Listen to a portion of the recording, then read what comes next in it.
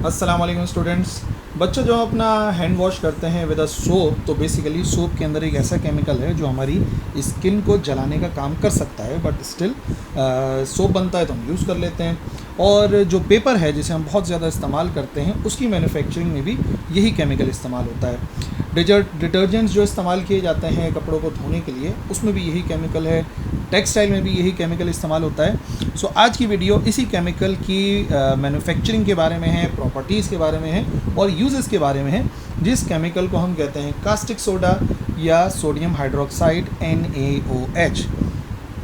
तो सबसे पहले थोड़ा सा समझ लेते हैं। एक्चुअली ये जो सोडियम हाइड्रोक्साइड है, ये बहुत ही वर्सटाइल और वाइडली यूज्ड केमिकल कंपाउंड है। आप खुद देख लो, मैंने आपको पेपर इंडस्ट्री से लेकर टेक्सटाइल इंडस्ट्री, सोप मैन्युफैक्चरिंग, हर जगह पे इसका इस्तेमाल बता दिया। तो कितना ज़्यादा इस्तेमाल होता होगा सोडियम हाइड्रोक्साइड, आप ये कंसिडर कर सकते हैं।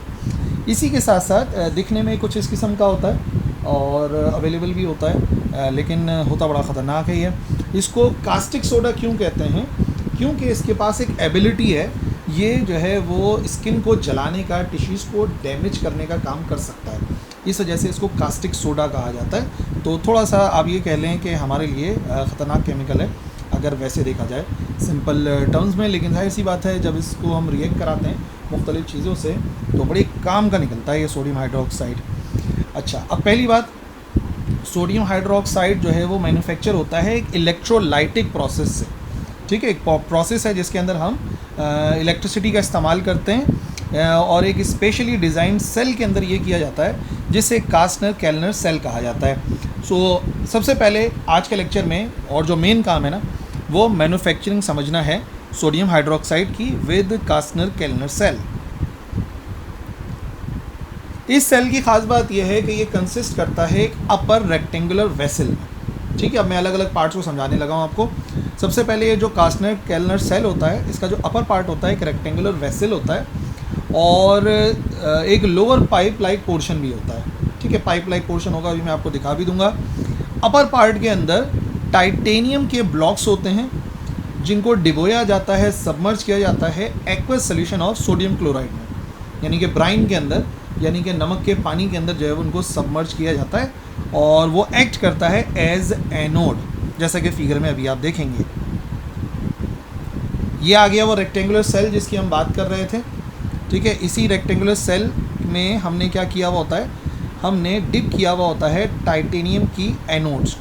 ठीक है, ये एनोड्स हैं जो टाइटेनियम की बनी हुई है, 1 2 3 4 जो भी आपको नज़र आ रही हैं। इस यहाँ से हम इसमें शामिल कर देते हैं ब्राइन यानी सोडियम क्लोराइड का सोल्यूशन, और वो सोडियम क्लोराइड का सोल्यूशन यहाँ पर आपको नज़र आ रहा है कि मुकम्मल तौर पे इस सेल को फिल करके रखता है। अब जो लोअर सेक्शन है उसमें मरकरी भरा जाता है, और मरकरी ख़ास बात यह है कि वो सर्कुलेट होता रहता है कॉन्स्टेंटली, लगातार सर्कुलेट होता रहता है with the help of pump. एक पंप लगाते हैं और वो काम करता है एज कैथोड। तो याद रखो, सोडियम क्लोराइड काम कर रहा है एज एनोड और ये जो हमारे पास मरकरी है ये काम कर रहा है एज कैथोड। जो अपर पार्ट होता है सेल का, उसको लोअर पार्ट से जोड़ देते हैं एक ग्रेफाइट के चैम्बर की मदद से, जिसे डिन्यूडर कहते हैं। ठीक है, एक चैम्बर भी होता है दोनों को जोड़ने के लिए, और जो जहाँ पर जो है ना मेन काम होता है, जो सोडियम है उसको सेपरेट किया जाता है एमलगम से। एमलगम कहते हैं, समझ लो एक मिक्सचर को ना, इम्तजाज कहते हैं उर्दू में, लेकिन आप सादे अल्फाज में समझ सकते हैं कि इसको कहते हैं मिक्सचर। वो किस चीज़ का होगा अभी आप देखिएगा आगे। तो हमने कहा था ये हमारे पास एक रेक्टेंगुलर ब्लॉक है, और अब चलो इसके लोअर पार्ट से जोड़ते हैं। लोअर पार्ट कुछ इस किस्म का होता है, जहाँ पर आप देखेंगे एक पंप लगा हुआ होता है और ये पाइप लाइक स्ट्रक्चर होता है, और ये जो हिस्सा आपको नज़र आ रहा है इसी को मैंने कहा था डिन्यूडर कहलाता है, जहाँ पर ग्रेफाइट के ब्लॉक्स होते हैं, और यही वो जगह है जहाँ पर सोडियम को सेपरेट करने का काम किया जाता है। ठीक है ना, एमलगम से यहाँ से मरकरी फ्लो करता है, ये मरकरी फ्लो कर रहा है, और यहाँ से जब शामिल होता है इधर से, तो ये एमलगम बन जाता है, यानी कि एक मिक्सचर बन जाता है दो चीज़ों का, सोडियम का और मरकरी का। अच्छा, अब इसके अलावा जो काम होता है वो भी इधर ही दिखा देते हैं। देखो, यहाँ से जो कास्टिक सोडा है, जो कि हमारा मेन मकसद था मैन्युफैक्चर करने का, उसको अलग कर लेते हैं, और फिर यहाँ से हाइड्रोजन अलग हो जाती है। इस सेल की ये बड़ी ख़ास बात है कि यहाँ से हम दोनों चीज़ों को अलग कर लेते हैं, हाइड्रोजन गैस भी हमें मिल जाती है और NaOH का सोल्यूशन भी मिल जाता है। NaOH का सोल्यूशन यानी कि कास्टिक सोडा। अच्छा, और फिर जो NaCl इस्तेमाल हो रहा होता है वो यहाँ से अलग कर लिया जाता है, सेपरेट कर लिया जाता है। ये हिस्सा जो है वो यूज्ड NaCl के लिए है। ठीक है जी। अब देखो जो प्रोसेस है उसमें क्या क्या केमिकल रिएक्शंस काम कर रहे हैं उन पर ही बात कर लेते हैं। तो जो एक्वस सोल्यूशन होता है सोडियम क्लोराइड का, जो अपर पोर्शन में होता है, मेनली आपको पता है अगर सोडियम क्लोराइड की बात हो रही है तो उसमें सोडियम के आयन है पॉजिटिव और क्लोरीन के आयन है नेगेटिव। अब हम जैसे ही इलेक्ट्रिसिटी पास कराते हैं इस सेल से, तो जो क्लोरीन के आयन्स होते हैं वो माइग्रेट कर जाते हैं टाइटेनियम की एनोड की तरफ। ठीक है, क्लोरीन नेगेटिव है तो वो एनोड की तरफ चला जाता है, because anode is positively charge, और फिर ऑक्सीडाइज हो जाते हैं वो। ठीक है। अच्छा, क्लोरीन गैस जो है वो लिबरेट हो जाती है इस इलेक्ट्रोलाइटिक प्रोसेस में, और लेकिन याद रखना जो क्लोरीन गैस है वो बेसिकली काम करती है as a by product. Main काम हमारा वही है कि हमें जो है वो सेपरेट करना होता है यहाँ से NaOH को, कास्टिक सोडा को। ठीक है। अच्छा, इसके अलावा ये पूरा दोबारा से देख लो क्या क्या मैं कह रहा था आपको। वही काम है, यहाँ से हाइड्रोजन अलग कर ली और यहाँ से NaOH का सोल्यूशन हमने अलग कर लिया।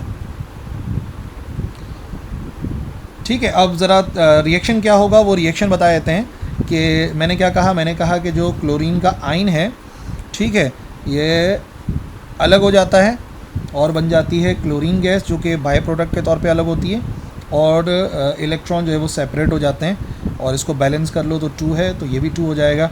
और यहाँ पर क्लोरीन जो है ना बेसिकली उसमें ऑक्सीडेशन आपको नज़र आ रही है, ये देख लो ऑक्सीडेशन हो रही है। ठीक है ना, इलेक्ट्रॉन्स लूज़ हो रहे हैं, दैट्स वाई इसको बोलेंगे ऑक्सीडेशन। अच्छा, इसी के अलावा जो OH के आयन होते हैं पानी के, जाहिर सी बात है वहाँ पर सोडियम क्लोराइड का पूरा सोल्यूशन है, तो वाटर का जो है वो बहुत कम क्वांटिटीज़ के अंदर होता है, वो भी ऑक्सीडाइज हो जाता है टाइटेनियम की एनोड पर। उसमें ऐसा देख लो कि हमारे पास OH आयन है और फिर क्या होता है, ये बन जाता है पूरा हमारे पास HOH, यानी कि आप कह सकते हो H2O, और यहाँ पर जो है ना वो ऑक्सीजन अलग हो जाती है। और बैलेंस करने के लिए यहाँ पर लगा दें आप 2, और ये हो गया 2, और इधर आ जाएगा 4। तो बेसिकली यहाँ पर जो है आप ऑब्ज़र्व करेंगे कि रिडक्शन हो जाती है, ऑक्सीजन जो है वो बन रही है। अच्छा, अब रह गए हमारे पास क्लोरीन वाली बात बता दी और OH आयन वाली बात बता दी पानी के। अच्छा, यहाँ पर सोडियम के जो आयन होते हैं बेसिकली वो भी जाहिर सी बात है डिस्चार्ज हो जाते हैं मरकरी की सरफेस से। जो नीचे हमने देखा था ना मरकरी फ्लो कर रहा था, वहाँ पे जाके डिस्चार्ज हो जाते हैं और एक एमलगम बन जाता है, यानी कि समझ लो एक एलॉय बन जाता है, एक मिक्सचर बन जाता है सोडियम और मरकरी का। और वहाँ पर जो रिएक्शन होता है तो देखो हमारे पास आ गया, इधर लिख देता हूँ मैं, ये आ गया हमारे पास Na पॉजिटिव, और फिर यहाँ पर आकर ये 2 इलेक्ट्रॉन इसने गेन कर लिए, और फिर ये क्या बन गया, ये बन गया सोडियम 2Na। ठीक है। और फिर वही जो Na होता है वो बेसिकली कंबाइन हो जाता है हमारे मरकरी के साथ, और मरकरी के साथ कंबाइन होने के बाद एक एमलगम फॉर्म हो जाता है, जहाँ पर सोडियम भी पाया जाता है और मरकरी पाया जाता है, एक अलॉय है। ठीक है, मिक्सचर है। उसके बाद जब बात आगे बढ़ती है तो हम ये देखेंगे कि एमलगम जो है वो डिन्यूडर की तरफ चला गया, जहाँ पर सोडियम रिएक्ट करता है पानी के साथ और सोडियम हाइड्रोक्साइड बन जाते हैं। सो बेसिकली पूरा का पूरा एमलगम होता है, जिसे मैंने आपको बता दी ना, सोडियम और मरकरी का एक मिक्सचर होता है, वो रिएक्ट करता है पानी के साथ, वाटर के साथ, और वाटर के साथ रिएक्ट करेगा तो Na और HOH होता है ना, ये तो ये बन जाता है NaOH। और फिर हाइड्रोजन गैस अलग हो जाती है जो कि हमने अलग से कलेक्ट कर ली थी, और मरकरी जो है वो अलग हो जाता है, फिर उसको हम जाहिर सी बात है दोबारा से रीसर्कुलेट करवा देते हैं। ठीक हो गई बात। ये देख लो यहाँ पर जो रिएक्शन हो रहा था, जो रिएक्शन लिखा हुआ है, यहाँ से NaOH बन गया, ये रहा, यहाँ से हमने हाइड्रोजन को अलग कर लिया और यहाँ से मरकरी को दोबारा से पंप में शामिल करके आगे बढ़ा देते हैं, और ये इस तरीके से फ़्लो करता रहता है। अच्छा, ये जो कास्टनर केल्नर सेल है ना, ये मैंने आपको बता दिया रिसाइकिल होने का। अच्छा, ये जो कास्टनर केल्नर सेल है अगर दूसरे प्रोसेस से कंपेयर करें तो इसको ज़्यादा प्रेफर किया जाता है, तभी हमारी बुक में भी शामिल किया गया है। क्यों किया जाता है, इसका भी रीज़न है। रीज़न ये है कि इस प्रोसेस के अंदर 2 प्रोडक्ट बनते हैं, एक तो सोडियम हाइड्रोक्साइड बनता है जो कि हमें चाहिए, और क्लोरीन बन जाती है, और उसको ऑब्टेन करते हैं सेपरेट पोर्शन ऑफ सेल में, अलग अलग होते हैं, तो इनको आपस में रिएक्शन होने से हम बच जाते हैं, और फिर हाइड्रोजन भी हमें मिल जाती है। तो बेसिकली कास्टनर केल्नर सेल जो है वो ज़्यादा प्रीफर किया जाता है दूसरे रिएक्शंस के लिहाज से, क्योंकि इसमें 2 प्रोडक्ट्स हमें आसानी से मिल जाते हैं। ठीक हो गई बात। तो इस तरीके से मैन्युफैक्चरिंग की जाती है। लेकिन एक प्रॉब्लम है सिर्फ और सिर्फ, वो प्रॉब्लम ये है कि बहुत ही ज़्यादा स्ट्रिक्ट कंट्रोल भी कर लो लेकिन फिर भी मरकरी के कुछ वेपर्स जो है वो एवापोरेट हो ही जाते हैं।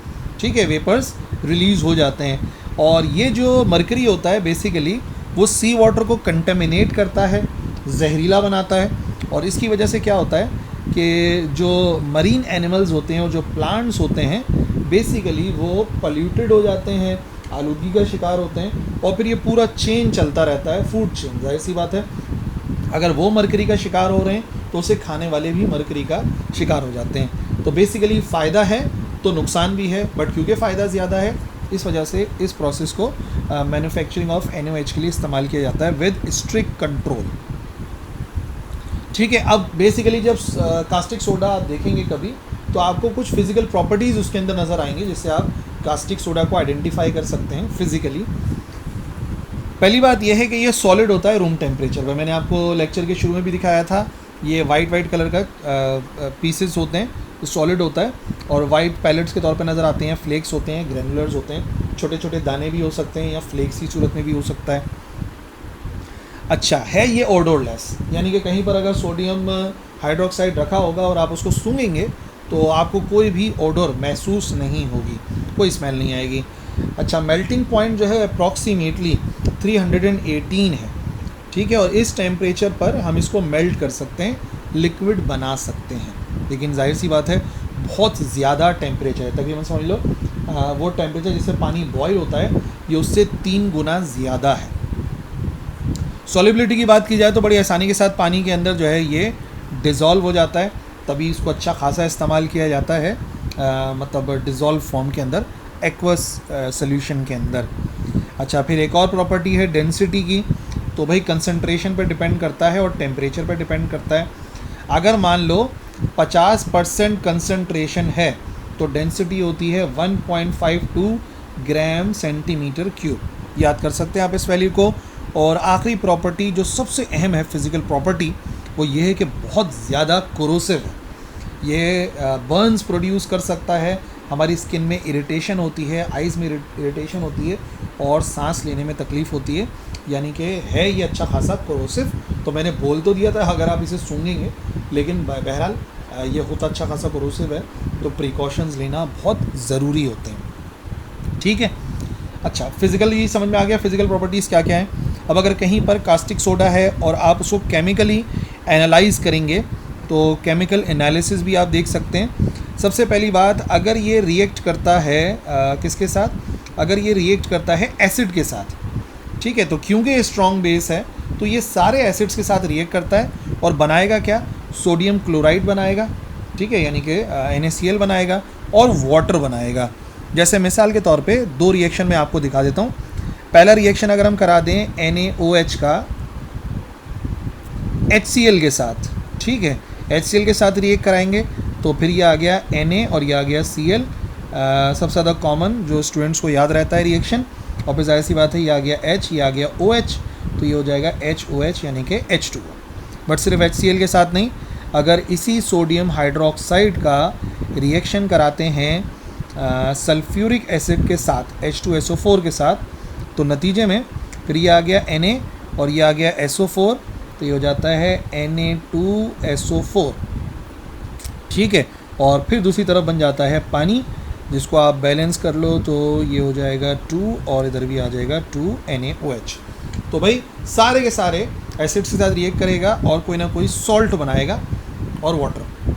अच्छा जी, पहले फिर देख लेते हैं फेरिक क्लोराइड के साथ कैसा रिएक्शन करता है FeCl3 के साथ।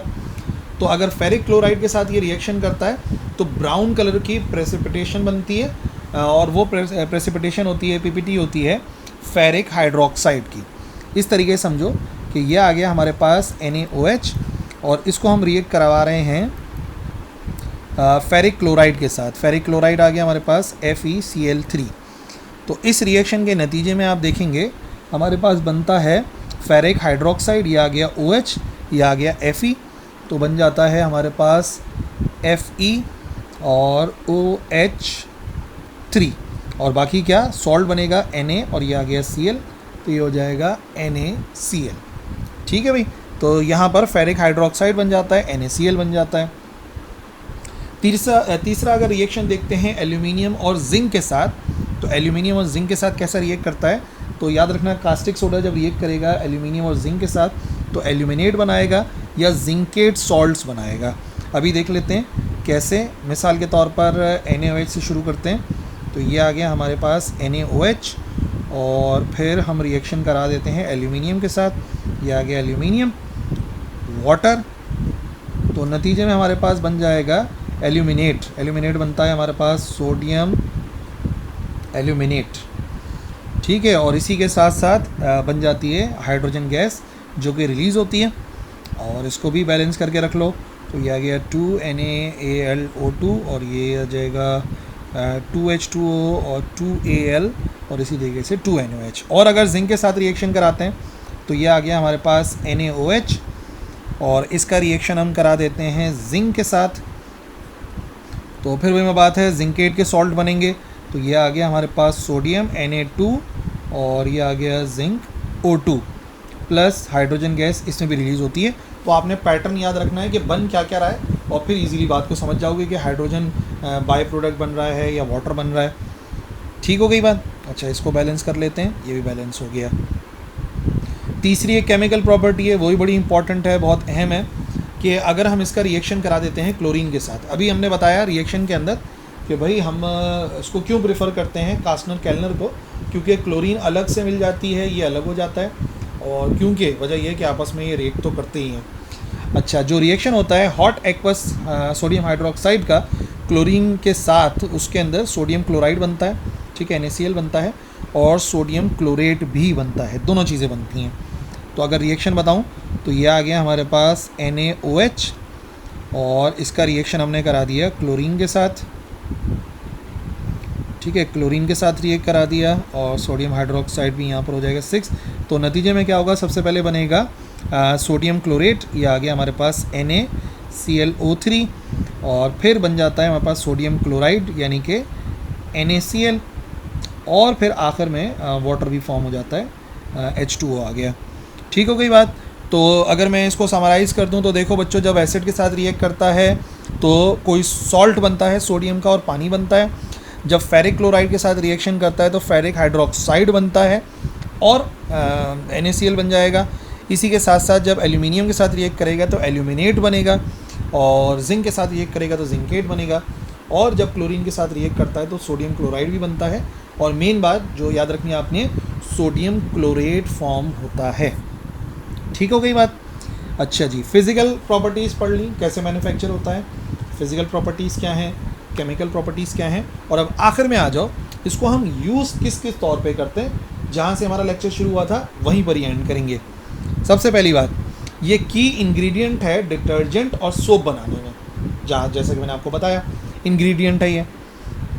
इसको यूटिलाइज़ करते हैं ब्लीच की प्रोडक्शन के अंदर, जैसे कि क्लोरीन के ब्लीचेस बहुत कॉमनली इस्तेमाल होते हैं डिसइंफेक्टेंट या स्टेन रिमूवर के तौर पर। आप देखें क्लोरीन वाटर से जो है ना, बोलते हैं ऐसे, क्लोरीन वाटर धोने वगैरह के लिए इस्तेमाल करते हैं, बाथरूम को, टॉयलेट वगैरह को, इन सबको धोने के लिए इस्तेमाल करते हैं। तो वो बेसिकली क्या होता है, वो होता है ब्लीच, और वो क्लोरीन का ब्लीच होता है जो कि जरासीम मारने में बहुत इस्तेमाल किया जाता है। अच्छा, ये एक स्ट्रॉन्ग अल्कलाइन नेचर रखता है और फिर ये ड्रेन्स को ओपन करने में, पाइप्स को ओपन करने में, यानी कि ऑर्गेनिक मैटर को ब्रेक डाउन करने में इस्तेमाल होता है। जब भी पाइप वगैरह में के अंदर क्लॉगिंग हो जाती है तो कास्टिक सोडा बहुत ही ज़्यादा फ़ायदेमंद होता है उसको पाइप को ओपन करने के लिए, अनक्लॉग करने के लिए। इसी के साथ साथ हम इसके ज़रिए रिमूव कर सकते हैं हैवी मेटल्स को, और हम एडजस्ट कर सकते हैं पीएच लेवल को पानी के अंदर। अगर हम चाहते हैं कि पानी के पीएच को एडजस्ट कर लें, क्योंकि ये स्ट्रॉन्ग अल्कलाइन नेचर रखता है और हैवी मेटल्स को रिमूव करना चाहते हैं, तो नतीजे में हम कास्टिक सोडा को इस्तेमाल करते हैं अपने पानी को सेफ़ और ड्रिंकेबल बनाने के लिए। देख लो कितना अहम काम है ये। और इसी के साथ साथ फूड प्रिजर्वेटिव के तौर पे भी इस्तेमाल होता है, क्योंकि ये काफ़ी अच्छा जो है वो जरासीम कश होता है, बैक्टीरिया की जो ग्रोथ होती है उसको रोकता है, और मुख्तलिफ़ जो प्रोडक्ट्स होती हैं फूड प्रोडक्ट्स, उनकी जो शेल्फ़ लाइफ होती है उसको बढ़ाने का काम करता है। इसके अलावा मैंने आपको बताया कि इसका काम पेपर इंडस्ट्री के अंदर ही बहुत है और रिसाइकलिंग के अंदर भी इस्तेमाल होता है। तो ओवरऑल देखा जाए तो कास्टिक सोडा के बहुत सारे फ़ायदे मौजूद हैं। ठीक हो गया बच्चों। सो ये हमने आज का पूरा लेक्चर कंप्लीट करा about manufacturing properties and uses of sodium hydroxide. और आई होप आपको समझ में आ गया होगा पूरा lecture. If you have any question you can write in the comment section, मैं इंशाल्लाह रिप्लाई करूँगा। That's all for this video. अल्लाह हाफिज़।